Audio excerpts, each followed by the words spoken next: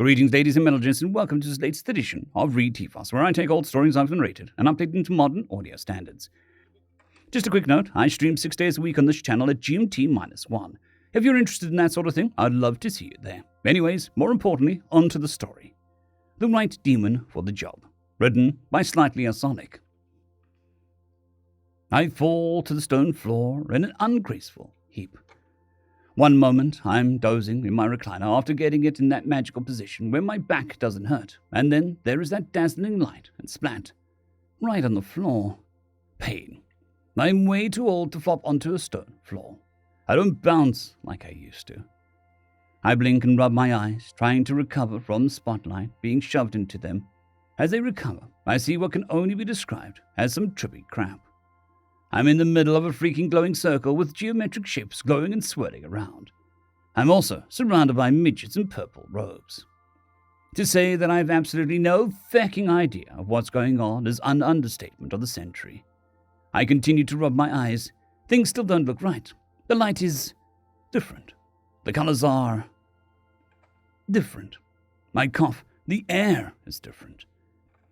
Is it possible for the air to be too clean? For colors to be too bright? I do not like it here. I do not like it at all. The midgets make terrified squeaking sounds. There's one old fecker holding book raises his hand. "Fell creature from the netherworld, we've summoned you!" Say what now? I struggle to my feet. Ow, I really should have been a more careful driver in my 20s. The midgets, all gripping black candles, back away in fear. The old fecker bellows, "Hold your ground, it cannot harm us." I wouldn't normally, but it's getting tempting. What exactly the flying feck is going on? There are a bunch of shocked little gasps. "He said a dirty word," the midgets. The biggest was maybe 3.5 feet tall, all recoiled in shock. "Remember your training. Succumb not to the horror." The little old guy is really starting to piss me off. "Listen here, you little shit." I stepped towards him. "You have about 10 seconds to BAM!" I walked into something hard and rather painful. A cylinder glows around me briefly. "Feck!" I yell, holding my nose. On the bright side, it isn't broken again. I reach out with my hand and receive a mild shock as the previously invisible barrier glows, stopping my progress. It feels sort of flimsy. I poke it again. "Oh, loathsome denizen of the abyss, I bind you." Okay, now he's gone and given me a headache. I haul off and give that barrier a good kick. The sort of kick that I use to unlock doors, or used to, anyway. The barrier shatters, the circle goes poof, in an annoyingly vivid, happy rainbow of colors. Ah! It's Oompa Loompa pandemonium. Those little feckers are bouncing off each other, throwing candles left and right. I think a couple of them even peed themselves. The old fecker is holding a book in front of him like a shield as he marches towards me. "Flee, young ones!" He then draws himself up, squares his shoulders, and raises his right hand, which starts to swirl with glowing colors. I grab him by the collar of his robe. Don't even think about it." I give him a stare that I once used to settle down unruly drunks. It still works. The hand drops. I lean in and hissed, "You have exactly 10 seconds to tell me what the flying fuck is going on before I find out exactly how far I can throw your wrinkly ass." "So my realm is hell." I nod thoughtfully. "It does explain a lot, actually." "You didn't know?" Gleason the old feck asked. "Nope.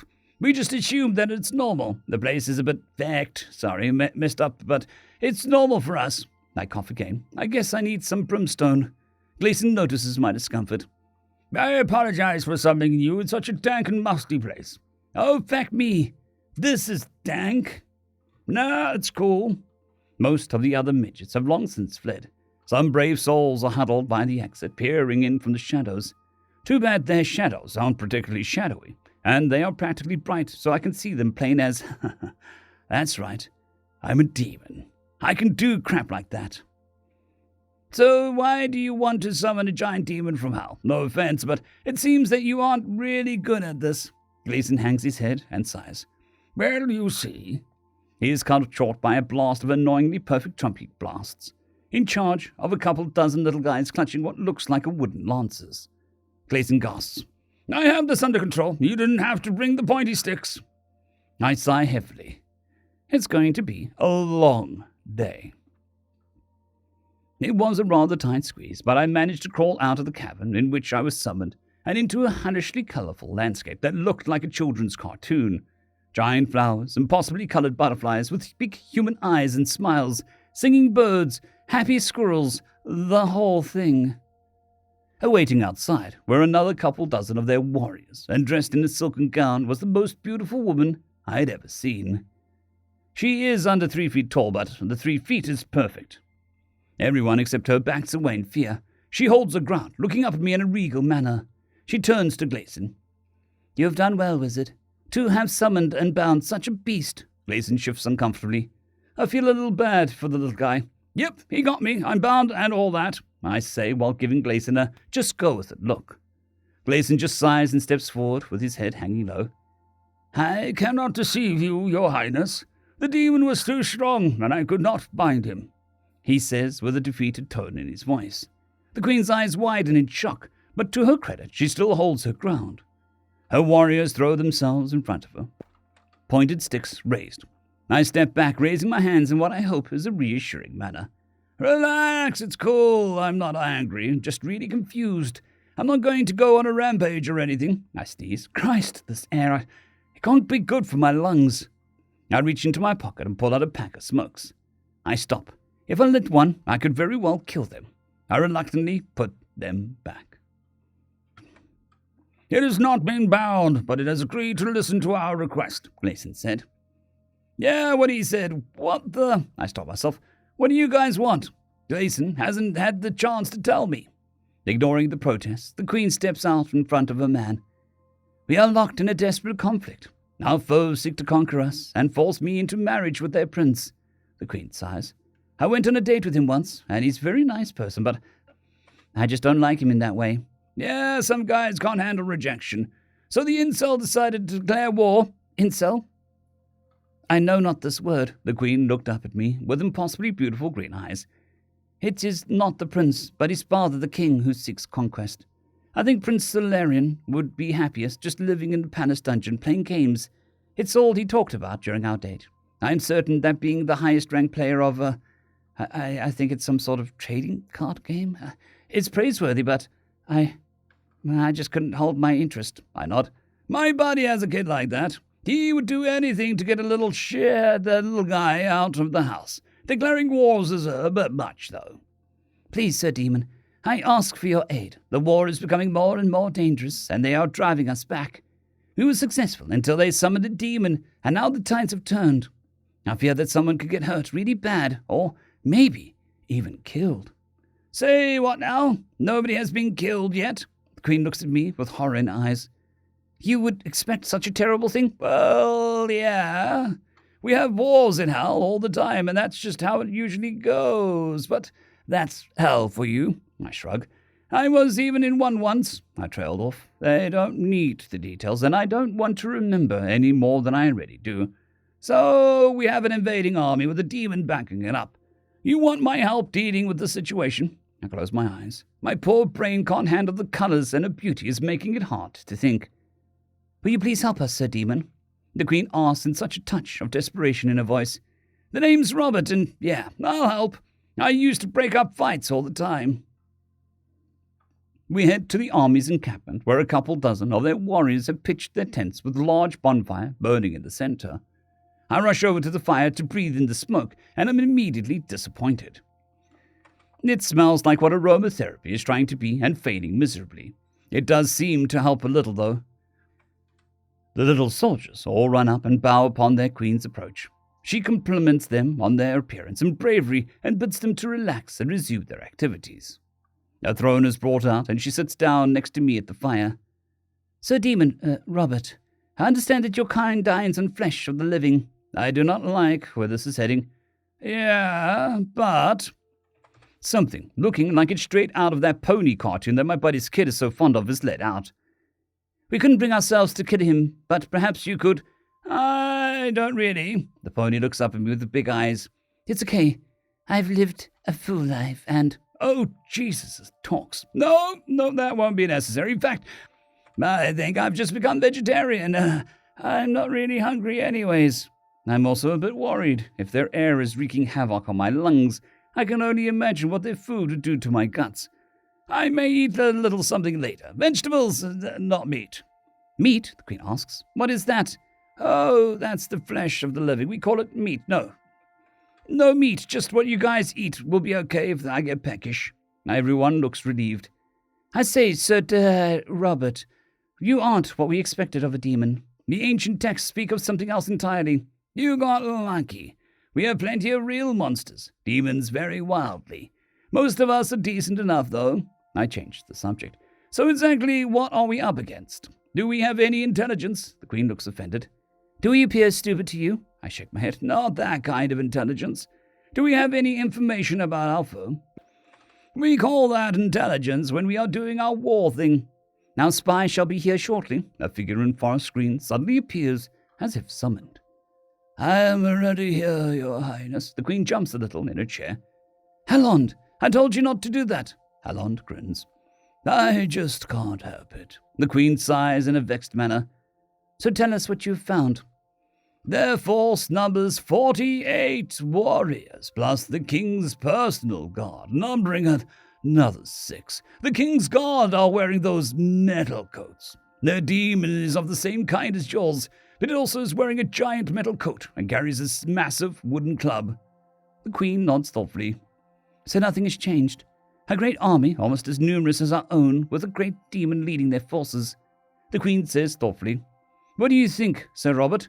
Definitely a pickle. I can probably take on the demon, but 48 of you guys with sticks could be a challenge. That is a lot of sticks, especially when I'm trying not to hurt them too bad. We don't want to be the side that starts that. The Queen nods in agreement. I turn to the spy.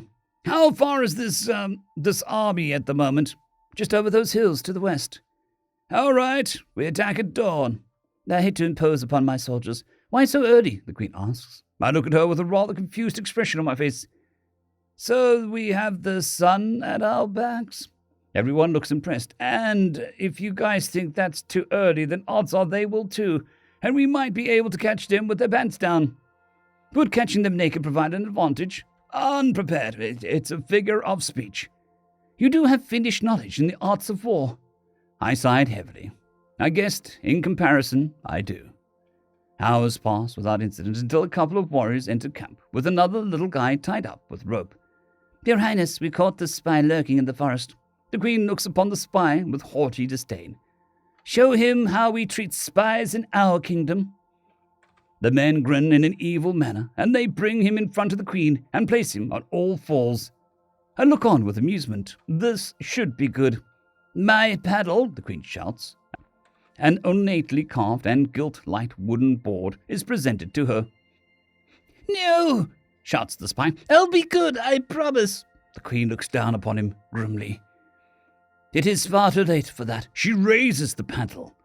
I nod approvingly. It was pretty decent spanking, if I do say so myself.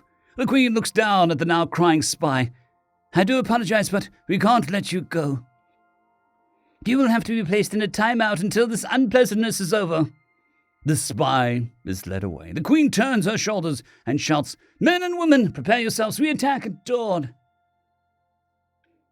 It takes a few more hours for the army to fully assemble. Once they do, I decide to give them a few pointers. I am torn. I want to give them an edge, but how much of an edge? How much contamination should I leave behind? After a few hours, my concerns turn out to be unfounded. They really are bad at this. No, keep your eyes open. Don't swing, thrust, I say for about the 100th time. Keep in ranks, don't just scurry about. Ranks! This goes on for the rest of the afternoon, a very long, very frustrating afternoon. As the sun is setting, I decide that it is about as good as it's going to get. I turn to the Queen. They are as ready as they're going to be. You seem displeased, Sir Robert. I shake my head and force a smile that I hope is reassuring. No, they are fine. Really, great. The Queen sees through my facade and raises her eyebrows. They are much better than when we started.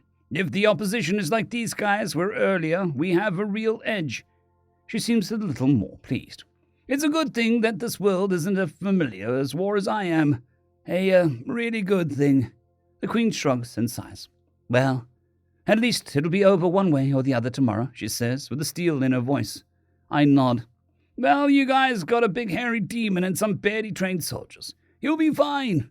She looks both ways, and once she's sure nobody's looking, she flips me off. We laugh. Quite the feast is laid out for us that night. Stupidly colored fruit and possibly green veggies, giant ears of corn, a whole bunch of stuff. I know I probably shouldn't, but I can't resist the aroma.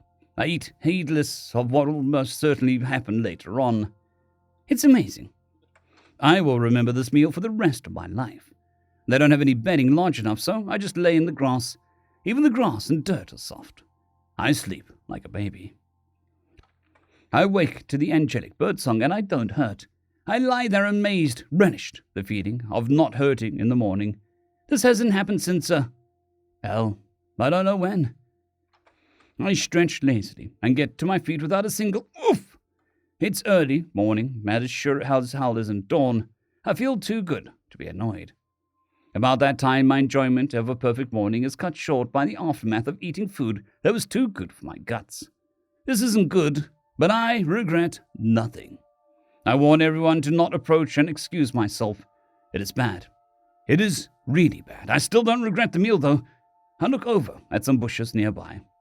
"I am so very sorry about this." I reach over and grab a fistful of them. Upon my return, there is a large, for them, cart in the middle of the camp. A couple of people are standing proudly beside it. One of them steps forward. "Sir Demon, we worked through the night, but we finished a metal coat for you," he says proudly. I reach into the cart and pull out an impossibly beautiful coat of scale mail. Unfortunately, it looks like they shopped in the kids section. The armors look crestfallen. "Do you not like it?" No, it's wonderful. It's just that, I hold it up against my chest. The Queen looks alarmed. "It won't fit. Should we retreat?" "No, we're ready to go. Metal coats would just slow me down anyway." "You're so brave, Sir Robert." We form ranks at the crest of the hill and look down upon the enemy camp. They have no sentries, and they are all lazing around eating breakfast. Their demon, still clad in armor, is lying down. This is perfect. They won't even know what hit them. Wait, what is the Queen doing? Before I can stop her, Gleason casts some sort of spell, and the Queen, her voice now amplified 100-fold, announces, "We are about to attack you. Let us know when you are ready. No rush. If I facepalm any harder, I'll knock myself out." "God damn it!" I step out from in front of our forces and wait as the foe finishes breakfast. The king gets in his throne brought out, and their demon, with some difficulty, struggles to his feet. "We're ready," the king shouts. Their forces clump together in a mob behind the club-wielding demon. "Form ranks!" I shout to our army. They do a pretty decent job. I stride out onto the battlefield. I look back. They are following me. "Stay on the foot downhill, you nice people. Keep the high ground for now." They stop. I continue my advance. As I approach, their demon looks smaller and smaller, and I'm soon looking at a scale mail-clad slender young woman, 20 at most, wielding a baseball bat like a club. She looks up at me with terror in her eyes. "Oh, shit," she says in a tiny, frightened voice. Hey. "I'm Rob. What's your name?" "Becca." "Hell of a mess we're in." "Yeah." Behind her comes an unpleasant screech. "What are you waiting for?" Their wizard screeches. Becca turns to the wizard. "Because I don't want to die." "I said attack!" the wizard screams in anger. He waves his hand. "Damn it!" Becca cries as she clutches her head. She looks at me with fear in her eyes. "Please, don't hurt me." I smile, trying to reassure her. "You aren't the first person to come at me with a baseball bat. Let's get this over with." "Yeah!" Becca screams as she charges and swings. Moments later, the bat goes flying and Becca is plopped, as gently as I could, on the ground. The wizard screams at her, demanding that she get up and fight. He waves both of his hands with fury. Becca screams and clutches her head. The last of my patience finally evaporates. "That's it! That is fucking it!" I charge through the few soldiers in the way, and with a running start, kick that wizard right in the balls. The force of the blow is enough to lift him off his feet and throw him back about a yard or so. Everyone on both sides gasp, frozen in horror. Then I grab the wizard and lift him up, his legs still curling up next to his body, and shake him a little to get his attention. "Hey, shithead! I got a magic question for you. How many times does someone have to kick a wizard in the nuts for them to release a demon? The answer seems to be once. Becca wastes no time in going on a rampage. You get a kick in the nuts, you get a kick in the nuts, and you get a kick in the nuts, and you're cool, but you, where do you think you're going? Becca yells as she goes on a ball-kicking spree. Yeah, screams the enemy as they flee, desperately clutching their crotches in all directions. Their king jumps off the throne and tries to run. I chase him down, bowling over his guards in the process. I then scoop him up, and with a little shit tucked under my arm, I calmly walk over to the queen, who is sitting regally on her throne, paddle in hand. I drop the fecker at her feet. Okay, arsehole, you have 3 options. 1, I kick you in the balls, hard. 2, the queen gives you a paddling that'll go down in history. 3, you listen to reason. Which one do you prefer? 3, the king says in a quiet voice. Smart. This is how this is going to go. You're going to gather your men and leave. Within a few days, you'll personally go and visit the queen and discuss reparations. Reparations? Yeah, that is where the queen will tell you how much you owe her due to all the trouble you have caused. You will then pay it. I don't care if it is money or land or whatever, you will pay. If you don't, she will summon me again, and I will not be happy.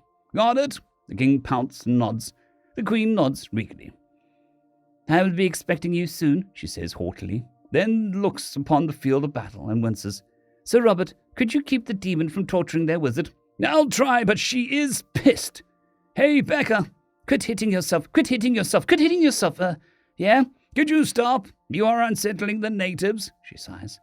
Can I at least give him a wedgie? Sure. What's a wedge? Oh, dear, the queen says in horror. I look over at the terrified king. One last thing. If you ever pull a stunt like this again, they'll summon me. And me, Becca says, and her. And my dad, and her dad, and my brothers, and her brothers, and my boyfriend, and her boyfriend, and my girlfriend, what? I shrug. Ugh, you go, girl. And I cut her off with a wave. You got the idea. They will summon a whole lot of us, and there'll be a nut-kicking castle-raking festival. Understand? The king nods solemnly. Now carry your ass out of here. The king then slinks away. Once everything settles down and everyone plus Becca is back at the camp, there is another feast. Neither Becca or I can resist. I regret later, but I don't care. You have done us a great service that we can never repay, the queen says after the feast. Don't worry about it. It's the least I could do for someone who snatched me out of my home with no warning and then tried to buy me into slavery. I grin. The queen winces. I am truly sorry. I am so very, I laugh. Just messing with you. I was happy to help. I'd be so very pleased if you remained with us, Sir Robert. I shake my head. This place is wonderful, but I just don't fit. I need to go back to hell where I belong. Don't hesitate to summon me again if you need me, though. The queen nods. I understand. Fare thee well, Sir Robert. Gleason steps forward and opens a spell tome and starts the incantation. Beric and I exchange email addresses as we fade away. The queen looks towards the space where we were standing moments ago and sighs. If only he was smaller, she says quietly to herself. Your Majesty? Nothing. Let's go home. End of story. I would just like to thank the T5 supporters. Bushmaster 117, Caspar Arnholtz, Draxoon WRE, Elijah Silvercross, Gray, John Carrington, and Severin Cerberus. Thank you very much.